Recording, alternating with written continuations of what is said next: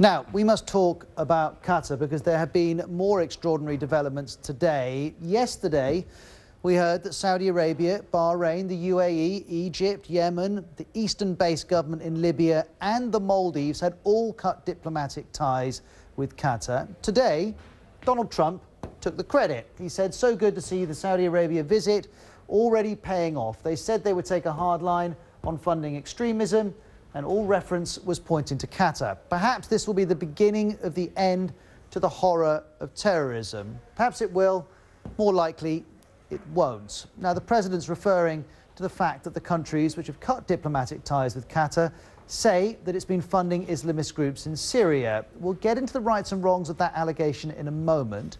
First of all, here's the Qatari foreign minister. Regarding President Trump's tweet, we had the meeting directly with President Trump between him and His Highness the Emir, and he told us clearly we found that there are some allegations about different countries in the region funding terrorism, and we saw some of them is around Qatar and Saudi, and he repeated this several times. And we told him very clearly, if there is any allegation, we can sit on the table and we can sort it out. But we assure you that, as I told you, they based the information based on media reports.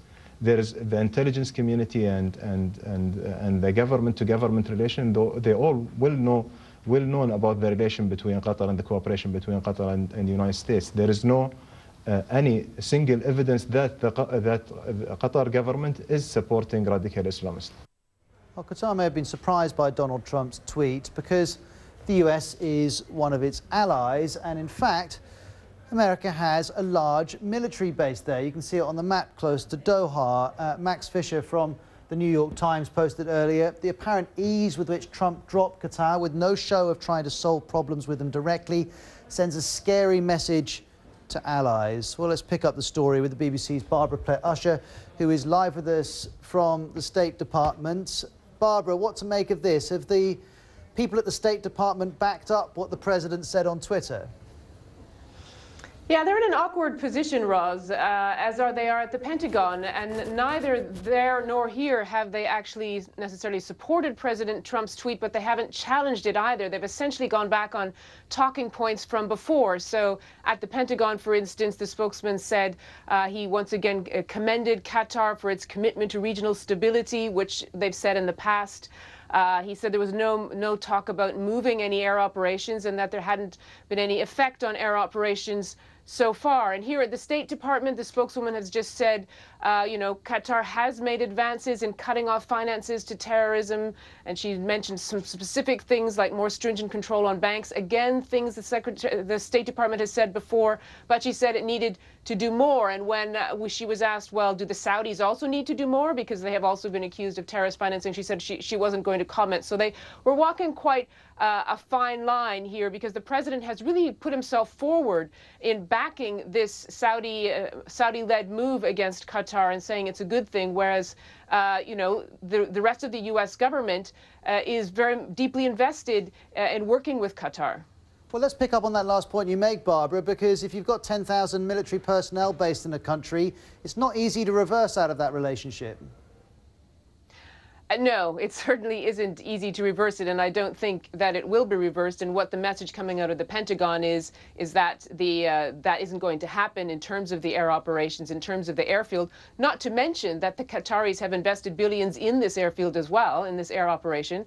The Pentagon has said that those flights continue, and this is not just the biggest air base in the Middle East. It is also the nerve center for the campaign, the air campaign against Islamic State group in Iraq and Syria. So that continues, says the Pentagon. But having said that, if you've got the Arab allies involved in the Gulf and deep diplomatic feuds against each other, that can't be a good thing. That certainly can't help what's going on in terms of the campaign. So, the Secretary of State has said he's willing to mediate if that helps. We were told today that some calls have been made, although it wasn't clear whether he had made them himself. And even from the White House, the spokesman Sean Spicer said today as well that U.S. officials stood ready to try to resolve this issue. So all kinds of comments coming out about wanting to calm things down, which doesn't seem to be what the president is concerned about.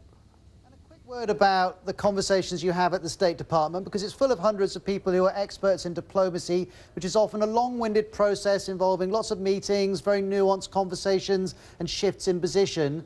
And now they're having to fit in around a president who appears to be putting out bold statements without first consulting those in charge of his diplomacy. Yes, and that's very complicated. I mean, even though they won't sort of publicly say it complicates their efforts, it certainly does. Today, the spokeswoman said to us, and we kept asking her about this, and she said, look, we should move away from this social media thing. There are other things to talk about, which basically doesn't address the problem that the president is issuing essentially presidential statements via Twitter. This is a direct line to the way he's thinking, and he does tend to put upset relationships that have existed, or the standard way of operating. I think there are concerns here at the State Department, as there probably are at the Pentagon, about what exactly Qatar is up to, because there's a history in the Gulf of financing Islamist extremist groups. There have been rollbacks on that. As the spokeswoman said, there's still more to do, but that is being dealt with in a diplomatic way. So for the president to very clearly support the Saudi move and in essence take sides in what is a regional dispute does complicate things. Barbara, thank you. Interesting to hear that Barbara and her colleagues are being told not just to focus on the social media. Kellyanne Conway, a close advisor of the president, said something similar this week. But of course, it's difficult when he's picking fights with the mayor of London, being very rude about the entire mainstream media in the US and shifting positions with a main military ally. Let's continue with this story. Relevant to all of this is that Saudi Arabia, as Barbara was telling us, is repeatedly accused of funding radical Islamists itself, including the Islamic State group. It very much denies this, I should say.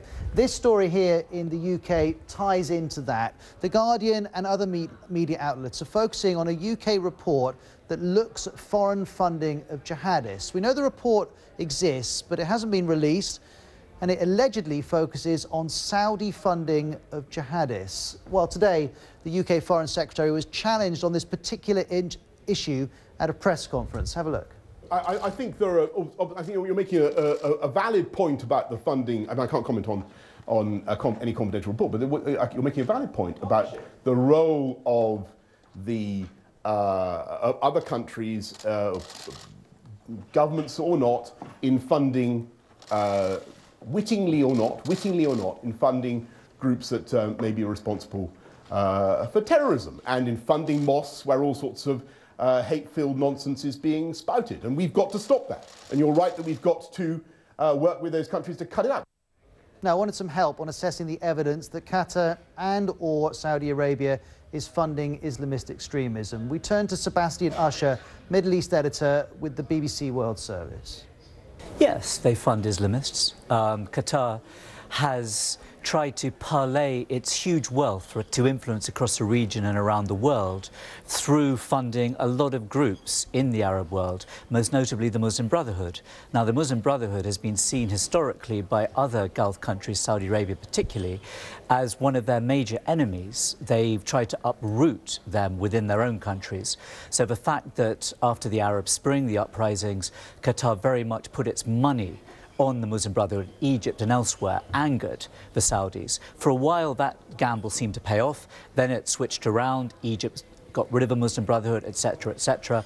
Qatar was no longer in that suddenly dominant position that it seemed to be in. It was in a weaker position.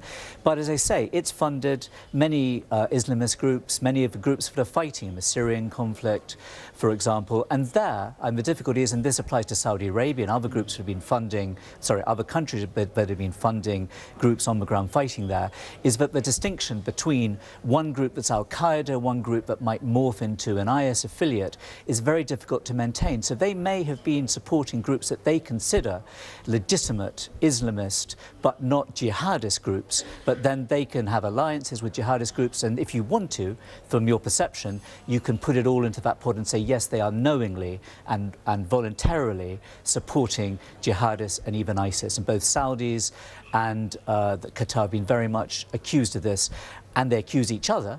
The Saudis, particularly with other Gulf countries over whom they have great influence, have been very displeased by Qatar's independent streak, let's say. Thanks to Sebastian. Now, let's